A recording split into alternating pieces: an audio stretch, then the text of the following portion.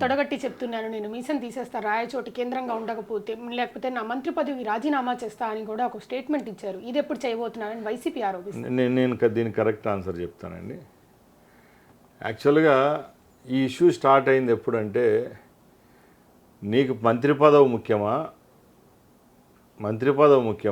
నీ ప్రాంతం యొక్క అభివృద్ధో లేకపోతే మీకు రాజధాని డిస్టిక్ హెడ్ క్వార్టర్ ముఖ్యమనే పరిస్థితి వస్తే మా ముఖ్యమంత్రి గారు లేకపోతే మాకు సంబంధించిన వాళ్ళు, అయ్యా నీకు మంత్రి పదవి వద్దనుకుంటే మీకు రాయచోటిని కేంద్రంగా కంటిన్యూ చేస్తామని అంటే నేను 10 నిమిషాల్లో రాజీనామా చేసి ఇచ్చేవాడినండి.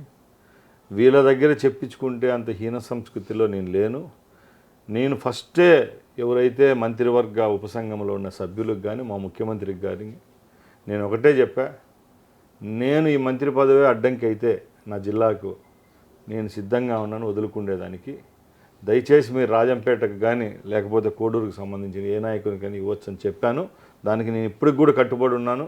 ఇప్పుడు కూడా మా ప్రాంతానికి హక్కు దక్కేట్టుగా అంటే నేను సిద్ధంగా ఉన్నాను.